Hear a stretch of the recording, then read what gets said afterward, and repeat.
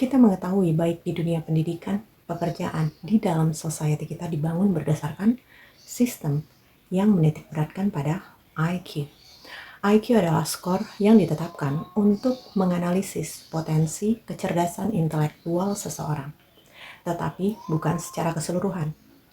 Selama bertahun-tahun, anggapan bahwa IQ menentukan kesuksesan seseorang ditanamkan ke dalam society. Persaingan dibangun untuk menemukan mereka yang memiliki IQ di atas rata-rata. Standar ditetapkan, program didesain. Di dunia kerja, hierarki diciptakan untuk memberikan ilusi persaingan yang membentuk ego. Label pun tidak lupa diberikan kepada mereka yang tidak bisa mengikuti standar yang ditetapkan. Di bawah rata-rata, bodoh, ataupun lambat.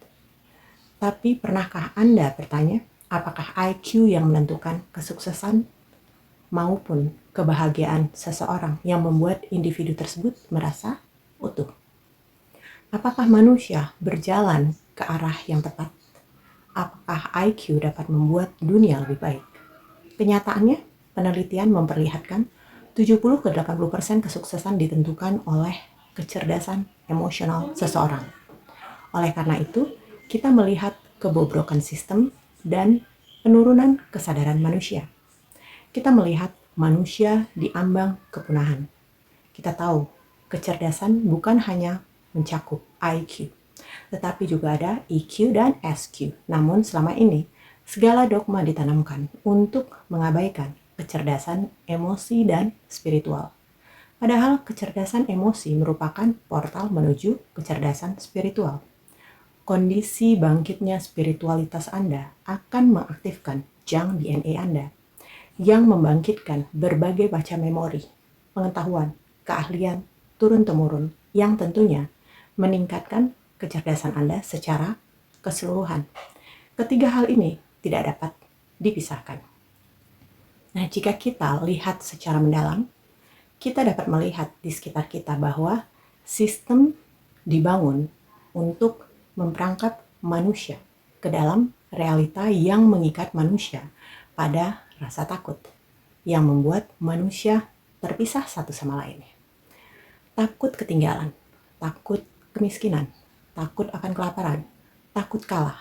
Dunia dibangun tidak untuk membuat manusia berada di dalam lingkungan yang aman, untuk mengembangkan diri. Tetapi kita dapat merubah persepsi dengan melihat bahwa dunia dibangun untuk membuat manusia bangkit dan sadar.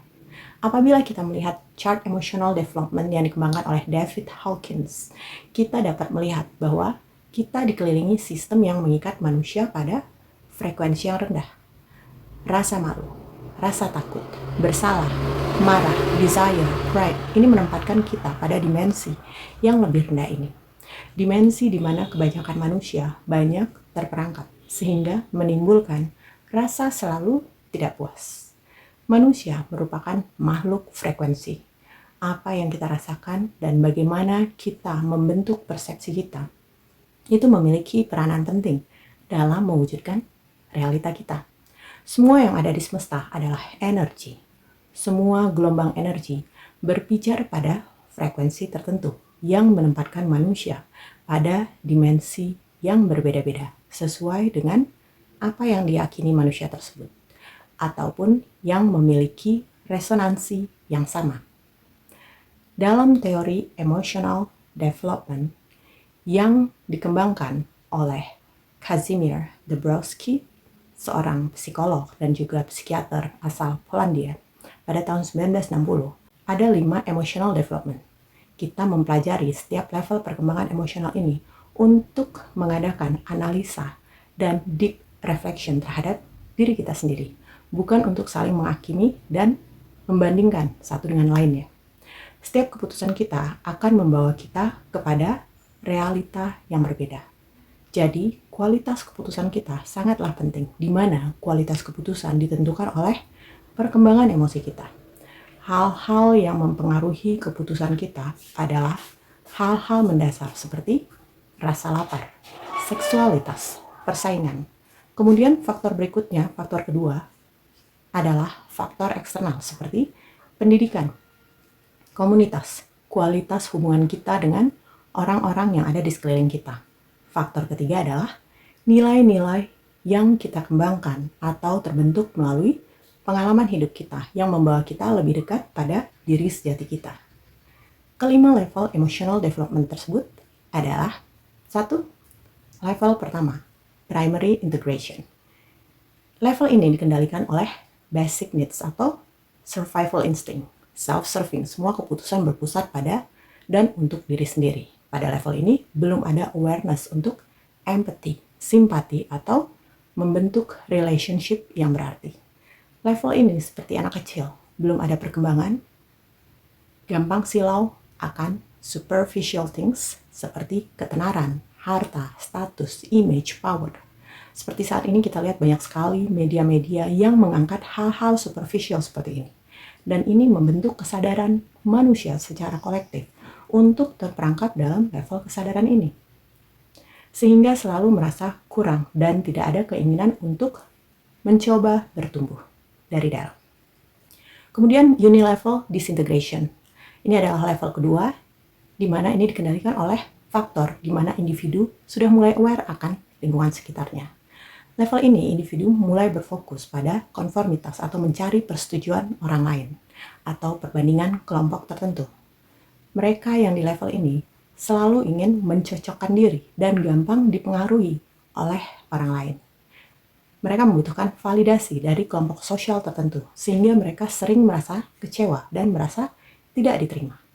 Sistem secara global membatasi manusia pada perkembangan di level ini, baik sistem makanan, kesehatan, yang membuat manusia jatuh pada addiction, pendidikan, kepercayaan, karir yang selalu membuat manusia merasa kurang baik untuk bisa diterima oleh kelompok tertentu, untuk standar tertentu. Tren-tren yang membuat seseorang merasa ketinggalan, ini membentuk manusia berkembang ke arah kodependensi, di mana kita juga selalu menyerahkan power kita kepada otoritas tertentu, bahkan untuk menganalisa kita punya kesehatan. Oleh karena itu, kita melihat angka depresi, gangguan kejiwaan yang berkembang dengan sangat pesat.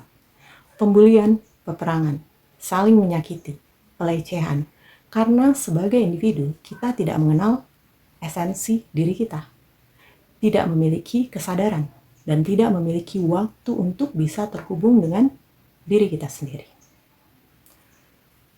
Yang ketiga adalah multi-level disintegration.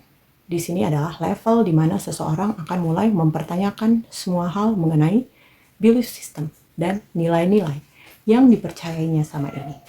Anda kemungkinan besar mengalami suatu kejadian atau urutan kejadian yang membuat Anda mulai mempertanyakan belief system Anda. Disinilah kebangkitan dimulai. Jiwa Anda mulai terbangun dari tidurnya yang panjang. Anda mulai merasakan ekspansi kesadaran. Serentetan pertanyaan akan terus mengalir dari dalam diri Anda. Rasa ingin tahu Anda menuntun Anda untuk mencari jawaban yang secara magnetik hadir di medan energi Anda. Di ajaran-ajaran kuno, kebangkitan digambarkan dengan jelas dalam kisah Adam dan Hawa yang tanpa busana. Sebuah proses yang membuat Anda terbangun dari tidur yang panjang dan mulai melihat realita sebagaimana adanya, tanpa polesan, di mana Anda mulai mempertanyakan alasan di balik segala sesuatunya. Anda melihat berbagai kemungkinan dari versi yang berbeda atau versi yang lebih tinggi dari diri Anda. Anda tertarik untuk mengungkap setiap kebenaran yang membentuk realita Anda maupun kolektif. Level keempat adalah directed multi-level disintegration. Pada tahap ini biasanya Anda mulai menemukan dan membentuk nilai-nilai Anda sendiri secara sadar yang terintegrasi dengan diri Anda yang lebih tinggi. Apa yang Anda katakan didasari atas pengalaman langsung yang mendalam, yang terkode di dalam DNA Anda. Sebuah perjalanan yang mendorong transformasi diri Anda ke dalam pertemuan dengan diri Anda yang lebih tinggi, di dimensi yang lebih tinggi, yang mengungkapkan diri sejati, misi Anda di dunia ini, kecerdasan, potensi Anda yang lebih tinggi, yang diproyeksikan oleh sumber melalui masing-masing diri kita. Individu pada tahap ini biasanya memiliki sangat sedikit ke hampir tidak ada addiction, karena pelan-pelan sudah lebih grounded dan lebih terhubung dengan dirinya. Anda sudah hampir meninggalkan addiction Anda secara menyeluruh, tanpa perlunya ada rasa penolakan dan suppression, semua mengalir secara natural. Yang kelima adalah secondary integration. Level ini di mana Anda sudah terintegrasi sepenuhnya dengan kebenaran Anda, diri sejati Anda. Anda sudah membentuk nilai-nilai yang ideal, harmonis, selaras dengan versi diri Anda yang tertinggi. Pikiran, perasaan, dan tindakan Anda sudah selaras dengan diri sejati Anda. Anda adalah diri sejati Anda. Kebenaran terungkap melalui diri Anda.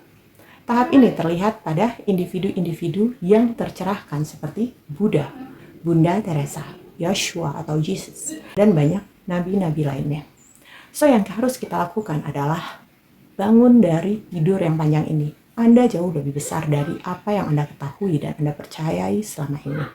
Sudah saatnya kita semua bangkit dan pertanyakan semua realitas kita, pertanyakan setiap sistem yang diberlakukan di sekeliling kita, yang membentuk sistem kepercayaan kita, yang menjajah persepsi kita selama ini untuk menjadi utuh dan menemukan potensi sejati kita, memupuk rasa ingin tahu akan kebenaran, mencari tahu siapa sejati kita, memulihkan memori DNA kita, mengambil langkah-langkah yang berani, melakukan refleksi yang mendalam, berserah kepada diri yang lebih tinggi untuk menerima isyarat, untuk mengalami dan mendengarkan isyarat-isyarat tersebut, untuk selalu dapat terhubung dengan diri sejati kita, sehingga kita bisa menjalankan misi, bertransformasi, mengambil bagian, dan meningkatkan kesadaran kolektif. Election bukan berasal dari orang lain, tetapi berdasarkan resonansi frekuensi. Lepaskan kebutuhan untuk validasi agar Anda dapat mendengarkan segala isyarat dari dalam diri Anda. Diri sejati Anda tidak membutuhkan validasi. Egolah yang membutuhkan validasi. Karena ego beroperasi pada mode survival. Dan Anda bukan ego Anda. Anda bukan ditujukan untuk bisa survive, tapi untuk berkembang menuju potensi yang maksimal. Untuk Anda bisa merasakan keutuhan secara keseluruhan, baik dengan diri sendiri, dengan orang lain, sumber, dan alam semesta.